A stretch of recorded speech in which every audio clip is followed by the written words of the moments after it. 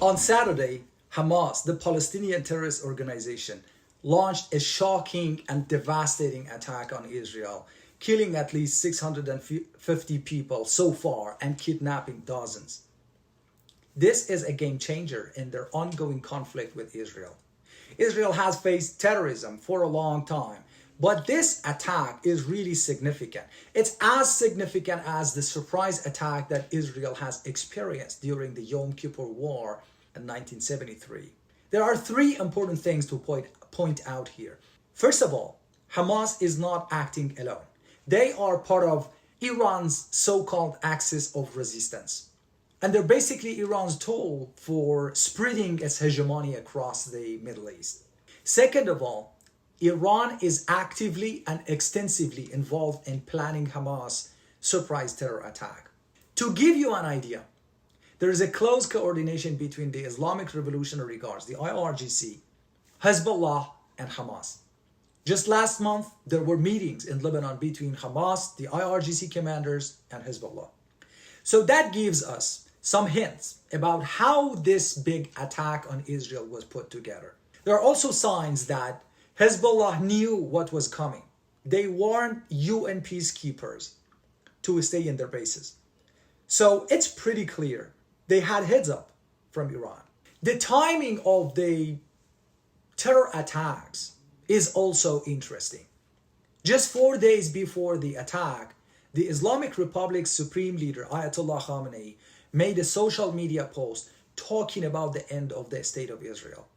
He said that the young Palestinians and anti-occupation forces are stronger and more ready than ever to destroy Israel. So it looks like this attack was part of a bigger plan. Yahya Rahim Safavi, the former commander of the Revolutionary Guards and the current top military advisor to Ayatollah Khamenei, was pretty open about Iran's role. He said that Iran supported Hamas' attack on Israel over the weekend and will keep supporting them until the liberation of Palestine and Jerusalem. He even said that we support the commendable Al-Aqsa storm operation. So it's not just hints and clues anymore. They're saying it straight up. Even more, the spokesperson for Hamas also announced that the Iranian regime was behind these horrific attacks on the Israeli civilians. He said they received funds and weapons. Abu Ubaidah, the spokesperson of Izzeddin Qassam Brigade, he thanked the Islamic Republic for providing Hamas with weapons, with money, and other equipments. He said Iran gave them missiles to destroy the Zionist regime. Another clue that points to Iran's involvement is how different this attack was from what Hamas usually does. In the past, Hamas mainly did suicide bombings and rocket attacks on Israel. But this time, it's a whole new level. They used hang gliders, they had plans to break through fences, and they launched so many rockets because they were trying to overwhelm the Israeli Iron Dome, the air defense system. So they're not just hitting the borders, they're going deep into Israel.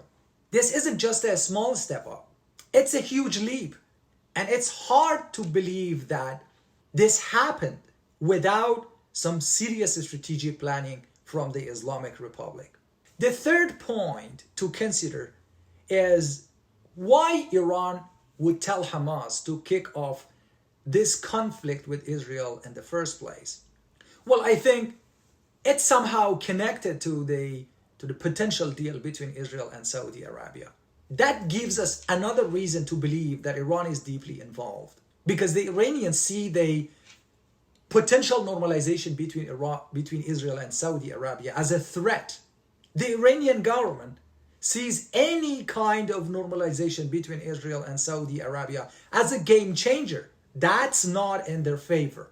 If Israel and Saudi Arabia, which is a major Muslim country, start getting along, it takes the religious factor, the religious angle out of the Arab-Israeli conflict. That's a big deal because Iran has often used the religious aspect to create tension with Israel. So if that's taken off the table, it's something the Iranian regime definitely wouldn't be happy about it. So Iran wants to make it really difficult for Saudi Arabia to move forward with any kind of normalization with the state of Israel. What is super interesting is that Ayatollah Khamenei gave a speech a few days ago on October 3rd, and he slammed the whole idea of normalization with Israel. And he said those who think about this are taking a big gamble. In his word, they are betting on a losing horse.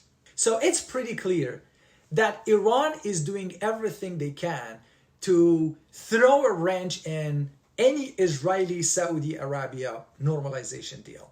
So there are compelling reasons and evidence indicating that Iran is the driving force behind the recent Hamas attack on Israel. From high-level meetings and coordination between Hamas, the IRGC commanders, to the significant change in tactics used by Hamas, all signs point to Iran's heavy involvement.